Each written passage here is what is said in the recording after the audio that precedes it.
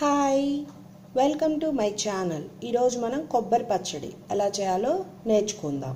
దానికి కావాల్సిన పదార్థాలు: 1 కప్ కొబ్బరి ముక్కలు, 3 to 4 టేబుల్ స్పూన్స్ ఆయిల్, పచ్చిమిర్చి, కరివేపాకు, చింతపండు, వెల్లుల్లి, 2 టేబుల్ స్పూన్స్ ధనియాలు, జీలకర్ర, పచ్చెనపప్పు, ఆవాలు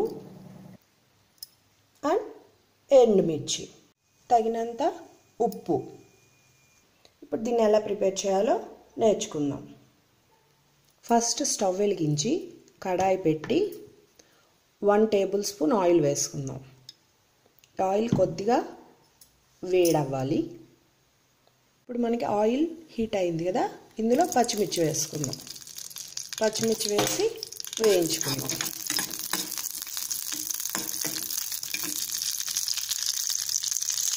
చూసారా, పచ్చిమిర్చి మనకు వేగుతున్నాయి కదా. ఇప్పుడు ఇందులో చింతపండు, వెల్లుల్లి, అలాగే ధనియాలు కూడా వేసి ఫ్రై చేసుకుందాం.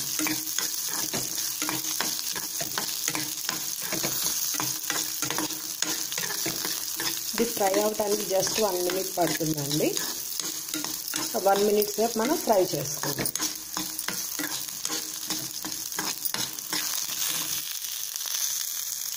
చూసారా, ఇప్పుడు మనకి ఫ్రై అయిపోయినాయి కాబట్టి ఫ్లేమ్ స్విచ్ ఆఫ్ చేసుకొని వీటిని చల్లారబెట్టుకుందాం. ఇప్పుడు ఇవి చల్లారిపోయినాయి కదండి, వీటిని మిక్సీ జార్లోకి తీసుకుందాం. ఇప్పుడు వీటిని మనం మిక్సీ జార్లోకి తీసుకున్నాం కదా, ఇవి కచ్చా పచ్చాగా మనం గ్రైండ్ చేసుకుందాం. చూసారా, ఇప్పుడు మనం వీటిని కచ్చా పచ్చగా గ్రైండ్ చేసుకున్నాం కదా. ఇప్పుడు ఇందులో కొబ్బరి ముక్కలు వేసుకుందాం.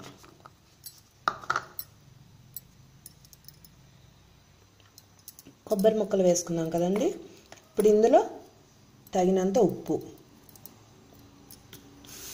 వేసుకొని కొంచెం వాటర్ పోసుకొని దీన్ని మెత్తగా గ్రైండ్ చేసుకుందాం. చూసారా, చక్కగా మనం మెత్తగా గ్రైండ్ చేసుకున్నాం కదా.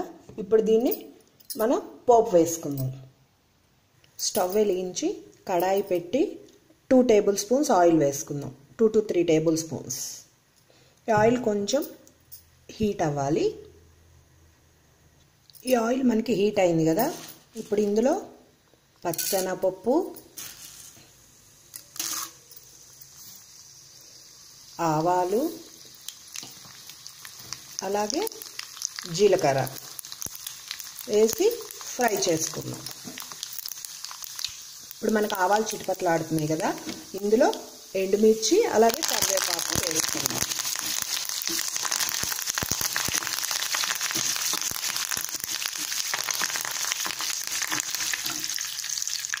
చూసారా, ఇప్పుడు మనకి పోపు అంతా వేగిపోయింది కదా. ఇప్పుడు ఇందులో మనం కొబ్బరి పచ్చడి వేసుకొని కలుపుకుందాం.